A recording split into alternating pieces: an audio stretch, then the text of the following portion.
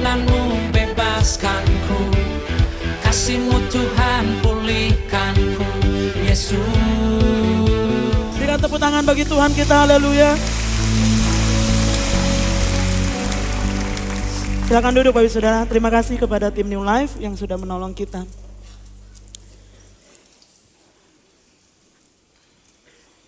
Kita bersyukur kepada Tuhan karena siapa kita sebenarnya? Sesungguhnya sampai Dia mau pakai kehidupan kita, Saudara. Kita bersyukur kepada Tuhan sebagai gereja karena Tuhan sedang memakai gereja kita untuk menjadi berkat bagi bangsa-bangsa. Dalam bulan ini kita merayakan bulan misi. Dan di puncak bulan misi nanti akan ada Life Builder Conference seperti visi kita untuk 5 tahun ini. Kita akan menjadi pembangun-pembangun kehidupan dan sudah ada 250 hamba-hamba Tuhan dan pengerja gereja yang sudah mendaftar untuk sebuah conference yang kita adakan ini yang ke-6 kali di gereja kita untuk memberkati dan membekali hamba-hamba Tuhan, mengimpartasikan kepada mereka untuk berbagi dengan mereka apa yang kita pernah lewati dan apa yang kita pernah capai di dalam tubuh Kristus di tempat ini. Dan ini adalah sebuah kebahagiaan yang sangat luar biasa. Kita akan kedatangan tamu, ada 103 gereja yang akan hadir pada tanggal 28 dan 29 yang akan datang. Dan saya berdoa kita akan menjadi host yang baik. Amin. Kita akan menjadi tuan rumah yang baik. Yang sangat bersedia untuk melayani, mengasihi mereka, menunjukkan kepada mereka bahwa Tuhan sudah mengasihi kita. Amin Bapak Saudara. Nah pagi hari ini kita sudah ada dalam minggu kedua dari bulan misi. Dan tentunya minggu lalu Pastor Arif sudah menyampaikan tema bulan misi, sepanjang bulan September. The world is not enough. Dunia ini gak pernah akan cukup untuk menampung kasih karunia Allah yang besar dalam kehidupan kita. Nah karena dunia ini gak cukup, dengan kata lain bahwa tidak ada dosa yang Tuhan gak sanggup ampuni. Tidak ada masa lalu yang terlalu complicated yang Tuhan gak sanggup pulihkan. Tidak ada kehidupan yang bejat sekalipun di dalam dunia ini yang darah Yesus gak mampu untuk sucikan.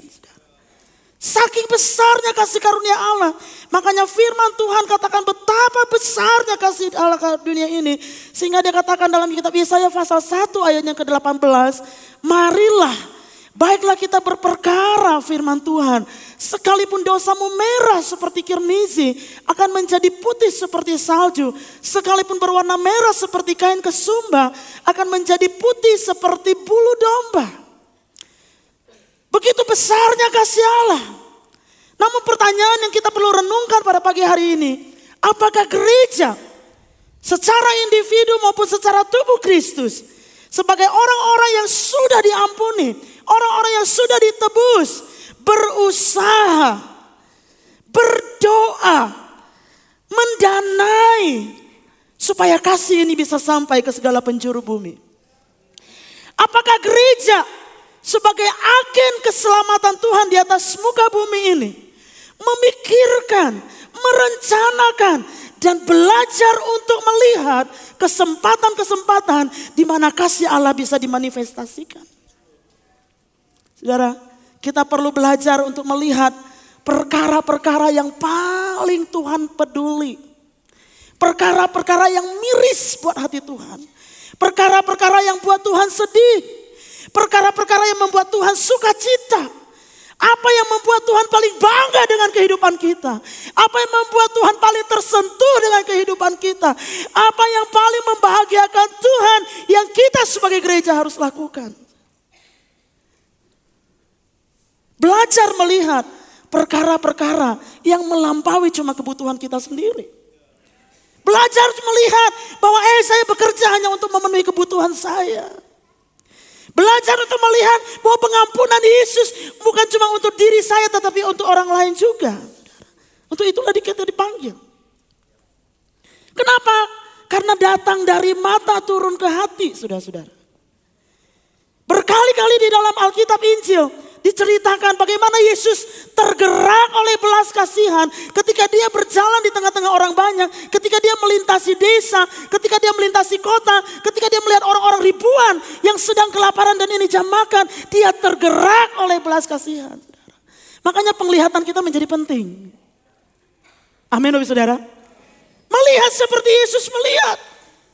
Karena dari mata itu akan turun ke hati dan itu membuat kita gerah. Dan itu membuat kita bergairah. Dan itu yang menggoncangkan hati kita. Dan membuat kita berkata, no, I must do something. Itu datang dari penglihatan, saudara. Tapi kita harus belajar melihat bagaimana Yesus melihat, saudara. Yesus memberikan peringatan, jangan sampai kita tidak melihat padahal kita punya mata. Nah, peristiwa yang paling populer yang kita bisa belajar dari pagi hari ini adalah sebuah percakapan Yesus dengan wanita Samaria. Saudara siap untuk melihat ayat-ayat ini? Suatu ketika Yesus harus berjalan melintasi Samaria. Dari selatan Israel dia mau kembali ke Galilea karena dia tinggal di situ. Galilea ada di daerah utara, saudara. Dan dia harus melintasi sebuah daerah yang disebut dengan Samaria. Dan di situ dia dalam kondisi yang sangat letih. Sangat capek karena perjalanan yang panjang. Sangat haus. Dan di situ ada sebuah sumur yang bernama sumur Yakub yang diberikan oleh Yakub kepada keturunannya. Tapi ketika Yesus tiba di situ, murid-murid karena udah jam 12 siang, itu jam makan siang, murid-murid segera meninggalkan Yesus dan mereka masuk ke kota untuk cari makan. Di tengah-tengah sepeninggalan murid Tuhan Yesus, ada seorang wanita yang datang dengan membawa bejana untuk menimba air di siang bolong. Saudara, ini cerita yang sering kali kita dengar. Nah, Bapak Saudara dan Yesus dengan biasanya, dengan tidak ada tekanan, dengan penuh kasih dan belas kasihan meminta minum dari seorang wanita Samaria. Nah, Bapak Saudara yang saya kasih di dalam Tuhan, kalau saudara pelajari benar-benar sejarah tentang Samaria, sebenarnya Yesus nggak harus lewat Samaria kalau dia mau. Tolong dimunculkan petanya. Dari Yerusalem kalau dia mau kembali ke Kana, karena trip yang berikutnya adalah destination yang berikutnya adalah Kana, ya. Ini yang biasanya dilakukan oleh orang Yahudi. Orang-orang Yahudi tidak akan melintasi daerah Samaria. Terutama ahli-ahli Taurat dan orang-orang Farisi. Orang-orang Yahudi akan mengambil jalur ke kanan dan melintasi, berjalan mengikuti sungai Yordan. Dan itu memakan waktu yang jauh lebih lama, 6 hari perjalanan baru sampai ke Galilea. Tapi Yesus mengambil jalan pintas. Yesus mengambil jalan yang singkat, yang tidak biasanya dilakukan oleh orang-orang Yahudi. Sebenarnya dia sedang melanggar sebuah tradisi.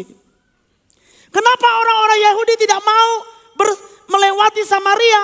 Karena buat mereka Samaria itu adalah orang-orang second class.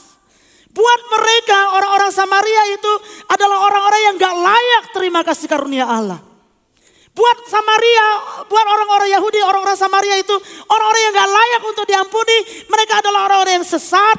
Karena apa? Karena pada zaman setelah Salomo jatuh dari pemerintahannya, Israel terpecah menjadi 2. Ada kerajaan utara itu yang beribu kota di kota Samaria. Dan yang ada kerajaan selatan itu beribu kota di Yerusalem. Yang atas namanya Israel, yang selatan namanya Yehuda. Dan bait Allah itu adanya di selatan, di Yerusalem.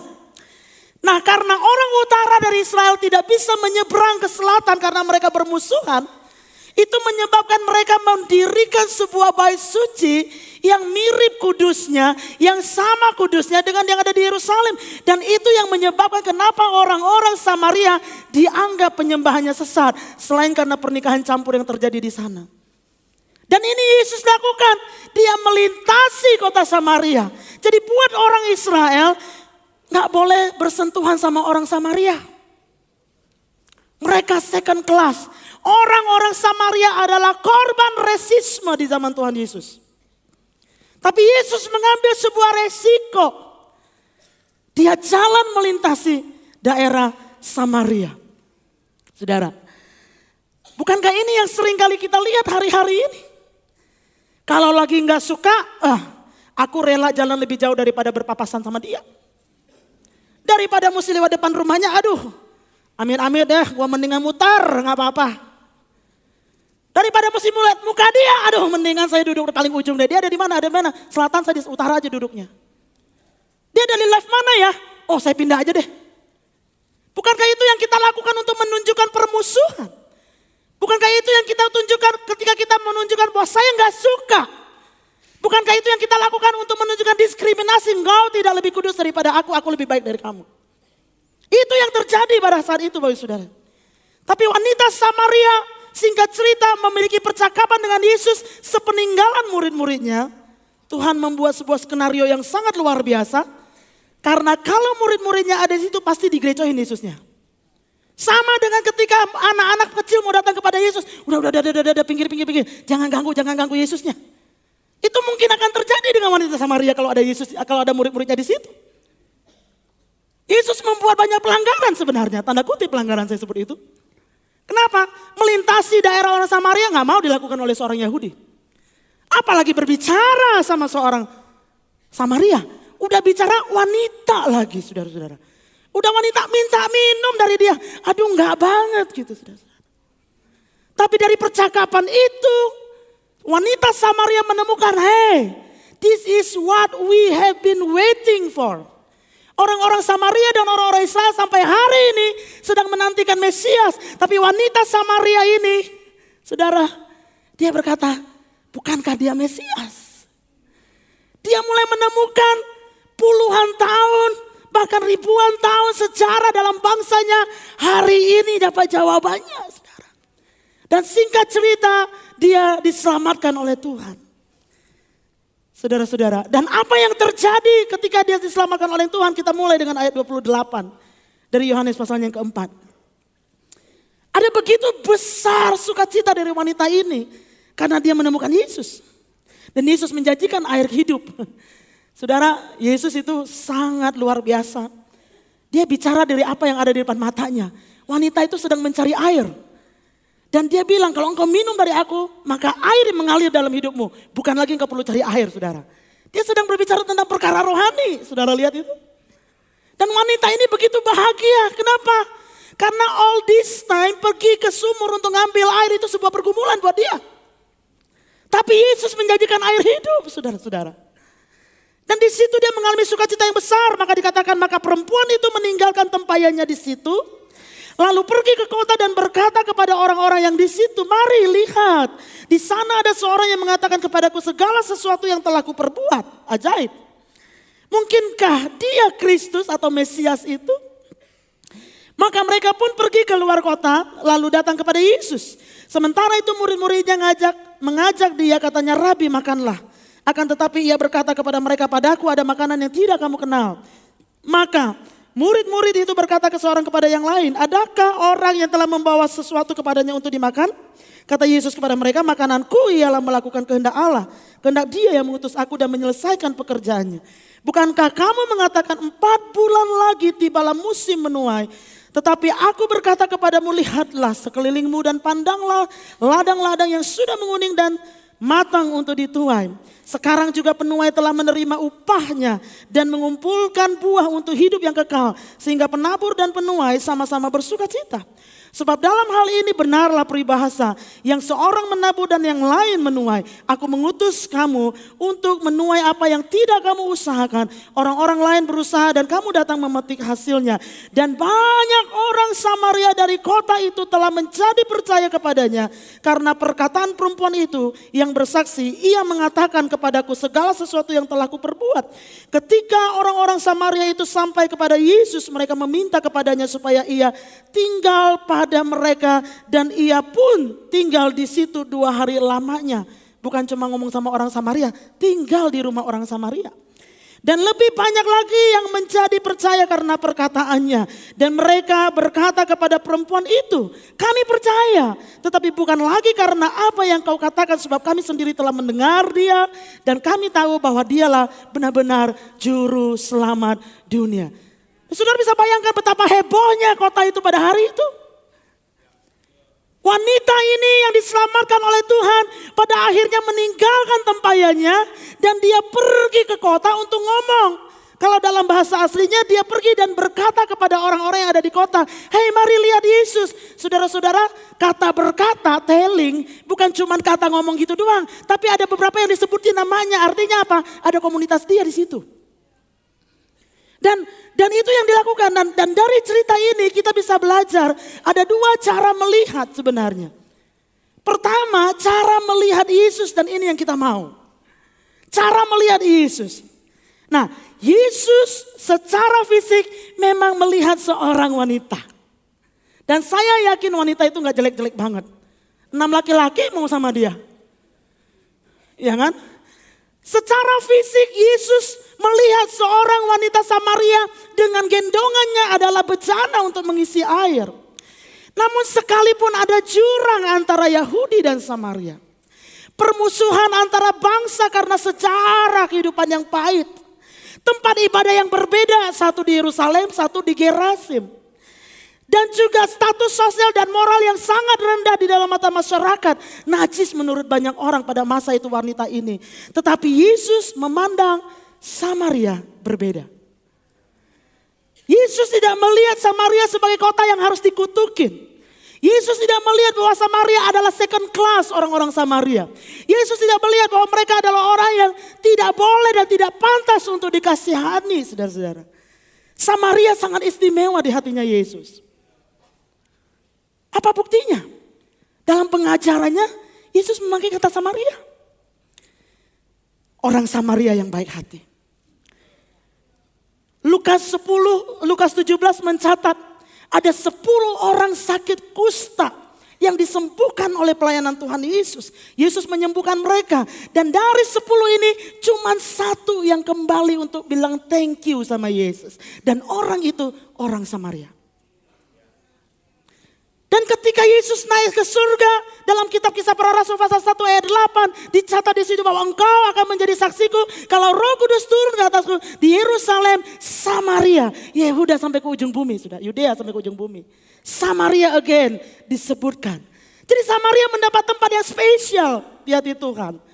Yesus tidak melihat mereka sebagai sesuatu yang harus dibinasakan, saudara-saudara. Tapi Yesus bukan cuma sekedar melihat wanita Samaria ini sebagai wanita yang sedang membutuhkan air. Yesus melihat wanita Samaria ini sebagai seorang yang perlu diselamatkan, seorang yang perlu diampuni, seorang yang perlu dipulihkan, dilepaskan dari intimidasi, dilepaskan dari tekanan sosial, seorang yang layak untuk juga hidup mengalami kelimpahan dari Tuhan. Itu yang Yesus lihat, saudara. Itu yang Yesus lihat. Jadi Yesus sedang mengajarkan kepada kita. Yesus sebenarnya bukan cuma lihat keselamatan wanita ini. Tapi dia melihat keselamatan keluarganya. Dia melihat keselamatan kotanya dan bangsanya. Wow, jauh sekali cara melihat Tuhan Yesus. Saudara-saudara. Bagaimana dengan murid-murid? Penglihatan yang kedua, mari kita lihat. Murid-murid, apa yang Yesus lihat? Apa yang murid-murid Yesus lihat? Dan bagaimana mereka melihat? Sekali lagi murid-murid gagal melihat apa yang Yesus lihat. Soal makanan mereka gagal. Yesus bilang ada padaku makanan yang kamu tidak ngerti. Dia masih sibuk. Rabi ayo makan udah jam 12 siang. Tar kurus loh katanya. Ayo makan, ayo makan. Dia tidak mengerti soal makanan yang Yesus sedang membicarakan. Yang kedua mereka gagal untuk melihat tuaian yang Yesus maksudkan. Karena mereka pada saat itu ada di dalam sebuah situasi di mana ada banyak tanaman gandum di hamparan gandum. Saudara kalau ke Israel nanti bulan Februari Pastor Cynthia akan bawa tim ke Israel. Sudah siap saudara yang mau pergi ya. Jadi di Israel itu kalau saudara lihat hamparan gandum itu seperti kalau bahasa Pastor Arif karpet. Dari jauh bagus luar biasa. Nah itu yang dilihat oleh murid-murid. Mereka cuma lihat tanaman gandum yang luar biasa. Makanya mereka bilang sama gurunya. Guru ini 4 bulan lagi baru nuai. Yesus bilang bukan itu maksudnya. Tapi ada segerombolan orang di balik dari ladang gandum itu. Yang sedang datang akibat cerita dari wanita Samaria. Datang untuk ketemu Yesus, itu yang mereka tidak lihat. Dan Yesus bilang bukan itu maksudnya. Saudara-saudara, wow, saudara, Kata lihat dalam ayatnya yang ke-35, lihatlah dan pandanglah sekelilingmu. Itu memiliki arti lebih dari sekedar memandang dengan mata jasmani. It is to perceive, notice, discern, and discover. Pay attention and observe.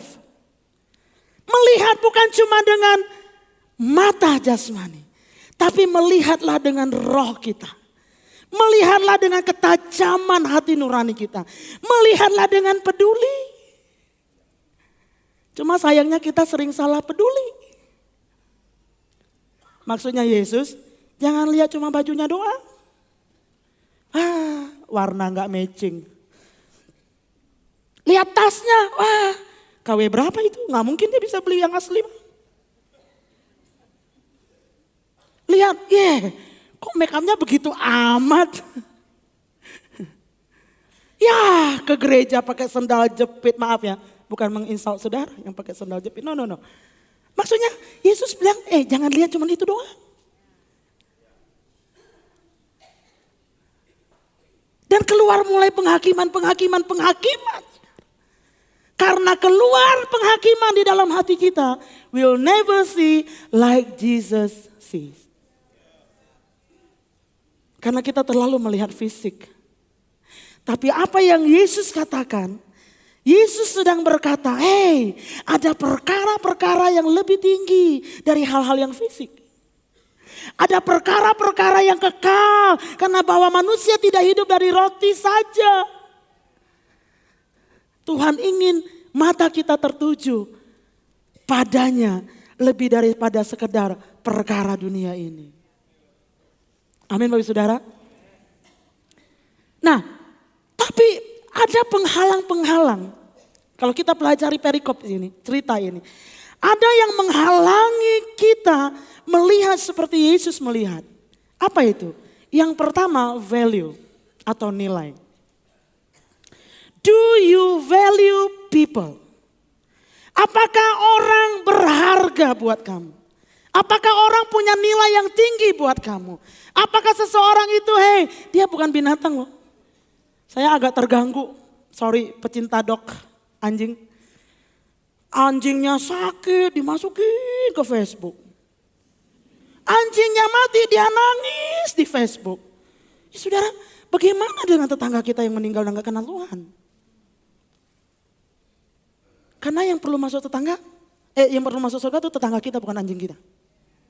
Percayalah itu. Amin Bapak Ibu Saudara. Do we value people? Nah, seringkali kita tidak menaruh nilai yang tinggi atas jiwa seseorang karena kita pernah mengalami kepahitan. Seperti orang-orang Yahudi mengalami kepahitan terhadap orang-orang Samaria. Ada kemarahan, ada dendam, ada kekecewaan di dalam diri kita. Boro-boro mendoain dia. Aduh amin, udah deh dia gak usah selamat masuk neraka aja. Saudara, saya pernah dengar itu soalnya. Udah gak usah didoain. Orang kayak gitu mah gak pantas masuk surga. Maksud lu doa ya pantas gitu. Ya enggak lah. Gak pantas didoakan, gak pantas dikasihani. Hanya karena kita punya kekecewaan. Entah ke orang tua dan anak, suami dan istri dan suami. Dan lain sebagainya dan semua hubungan yang ada di sekitar kita.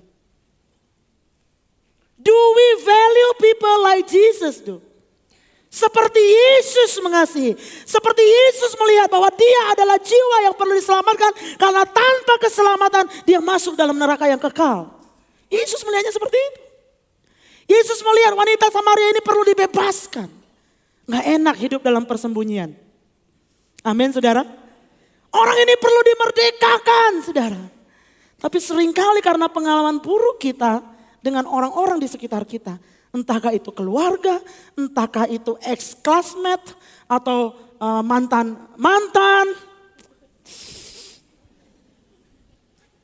Pernah dikecewakan, pernah ditolak. Udah gak usah didoain lah orang kayak begitu mah. Nyakitin. Ya, kesakitan kita menjadi ukuran keselamatan mereka. Jetek banget kasih kita.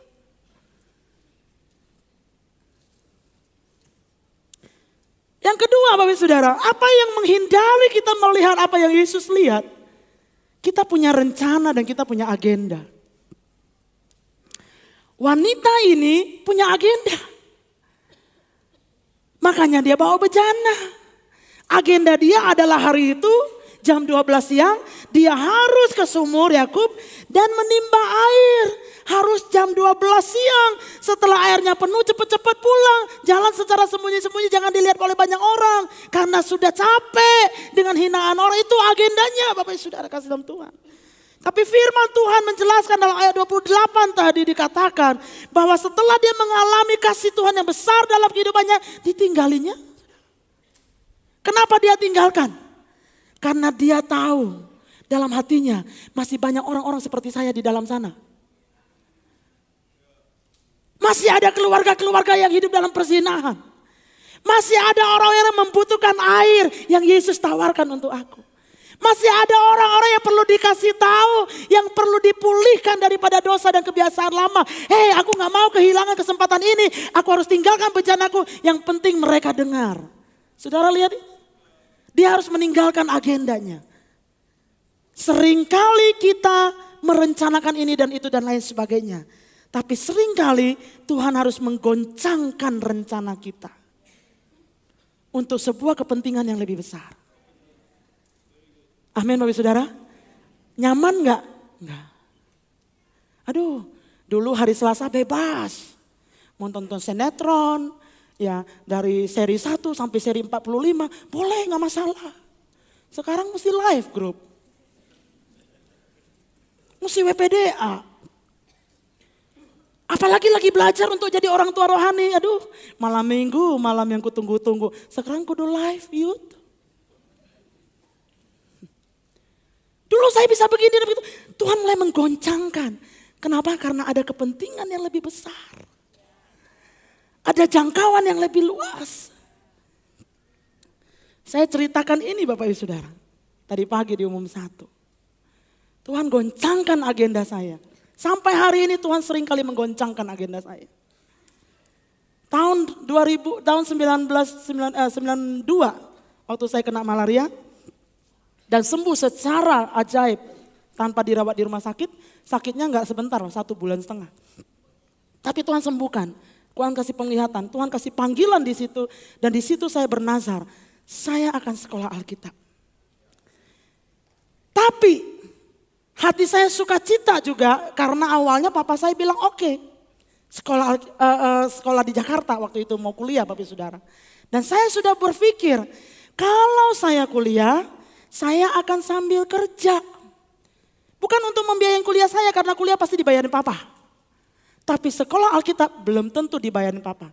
Saya ngomong hal yang sama tadi pagi papa saya duduk di situ. Kayaknya gak mungkin dibayarin sekolah Alkitab. Jadi, I bikin rencana sendiri. Saya kuliah di salah satu universitas swasta, udah beli formulir.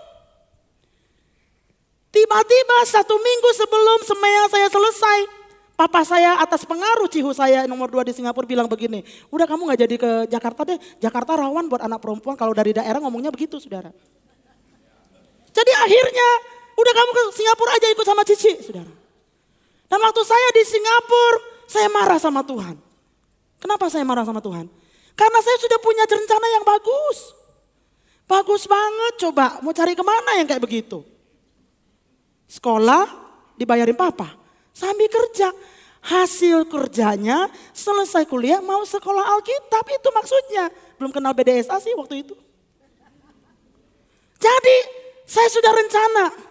Tapi karena digoncangkan oleh Tuhan dan tiba-tiba saya harus ke Singapura. Saudara tahu kenapa saya gak suka ke Singapura? Saya gak suka bahasa Inggris dan saya tidak suka bahasa Mandarin. Dua-duanya gak suka, sukanya bahasa Indonesia. Makanya mengarangnya 90 di rapot. Jadi akhirnya saya berangkat ke Singapura dengan hati yang marah. 2 tahun saya kerja di toko sepatu di All People's Park Center. Saya jarang ke gereja karena liftnya gak boleh di hari Minggu. Dan saya mulai rokok. Saya mulai berteman dengan, karena marah sama Tuhan. Hati-hati kalau marah sama Tuhan. Segala macam dosa bisa datang tuh. Membuang diri soalnya. Bukan ke ladang Tuhan. Ke dunia. 98 saya masih di Singapura, tiba-tiba saudara datang. Nah saudara ini yang tadinya saya mau numpang di rumahnya di daerah Jelambar. Untuk kuliah waktu itu. Papa saya udah bilang nanti kamu tinggal di sama koko itu dulu ya. Nanti kalau kamu udah tahu jalan baru kamu mulai ngekos. Dan gitu Bapak Saudara. Dan akhirnya koko saya itu mulai cerita. Sampai jam 2 malam Bapak Saudara. Terus dia bilang gini, untung kamu gak jadi kuliah nak ke Jakarta. Karena kami ini melarikan diri. Melewati gang yang sempit dan mesti naik ke atas rumah. 2 hari dia di Bandara Soekarno-Hatta, saudara. Maksud koko gangnya saya gak muat gitu. Ngeledek pan itu namanya. Di situ saya mulai terbuka pikiran saya. Oh my God. Dan akhirnya justru karena saya ke Singapura, saya dapat beasiswa sekolah Alkitab gak usah nabung. Justru karena saya dapat beasiswa sekolah Alkitab. Waktu itu saya dianjurkan untuk ke Malaysia karena sekolah cabangnya baru dibuka. Saya berangkat ke Malaysia 2 tahun kurang 3 bulan saya di Malaysia di Petaling Jaya. SS23 nama tempatnya. Dengan Grace Assembly Gereja Pastor Henry Ramaya. Justru saya di situ mendarat di Bogor. Dan setelah 16 tahun di Bogor, saudara, saya harus ngaku sama saudara. Saya gak suka tinggal di Jakarta.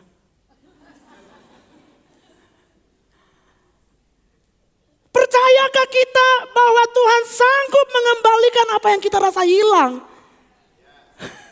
Waktu agenda kita digoncangkan. Apakah rencanamu sedang digoncangkan? Mau kuliahin anak, mau usaha, lagi butuh-butuh duit, ya September lagi bulan misi.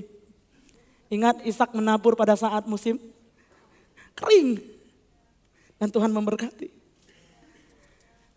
Di tengah-tengah goncangan agenda kita yang terjadi, tetap arahkan hatimu dan dengar suara Tuhan di bulan ini. Amin saudara. Karena Tuhan sanggup mengembalikan apa yang hilang daripada. Yang ketiga saudara. Apa yang menghalangi kita untuk melihat Yesus, melihat seperti Yesus melihat? Makanan. Cia. Food. Saya pikir saingan Yesus cuman duit. No, makanan. Baca ayatnya coba. Filipi pasal 3 ayat 19. Nggak enak sih memang. 1, 2, 3. Kesudahan.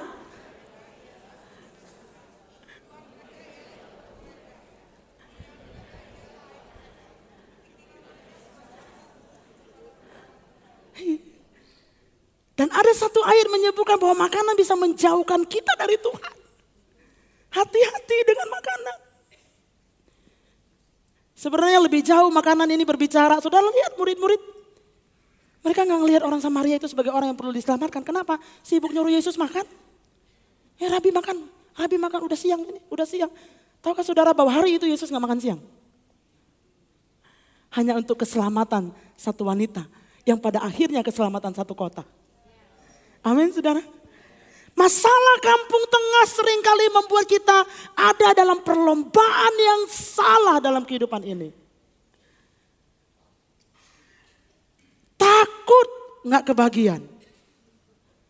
Protes, kok biasanya live ini makanannya berat ya. Kali ini kenapa cuma air putih?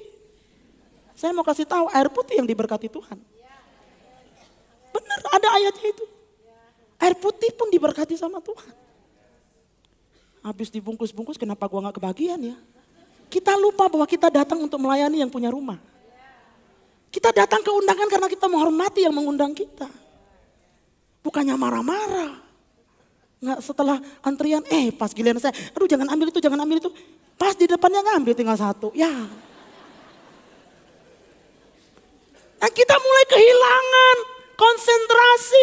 Kita mulai kehilangan passion. Bahwa kita ada di situ karena sebuah penghormatan. Kita mau bangun hubungan yang lebih baik dengan orang itu supaya dia mengalami kasih karunia Tuhan. Masalah kampung tengah seringkali membuat kita ada dalam perlombaan yang salah dalam kehidupan ini, saudara-saudara. Saya bicara banyak dengan teman-teman gembala wilayah untuk mengingatkan diri saya sendiri. Hati-hati, hati-hati, hati-hati. Nah, keempat saudara, apa yang menghalangi kita untuk melihat Yesus seperti Yesus melihat orang-orang seperti Yesus melihat? Perbedaan. Tembok yang kita bangun dengan orang di sekeliling kita. Status sosial. Ras. Yang suku ini udahlah dia mah, tahu nggak dari generasi nenek moyang dia sampai sekarang itu mah, maaf kata ya, asisten rumah tangga aja kerjaannya. Nggak ada tuh yang bagus. Ada tembok yang kita bangun karena perbedaan status. Seperti orang-orang Yahudi membangun tembok dengan orang-orang Samaria. Dan pada akhirnya murid-murid pun hampir tergelincir tidak melihat rencana Allah atas kematian Yesus di atas kayu salib untuk menyelamatkan orang-orang Samaria. Kalimat ini bagus saya tulis tadi malam.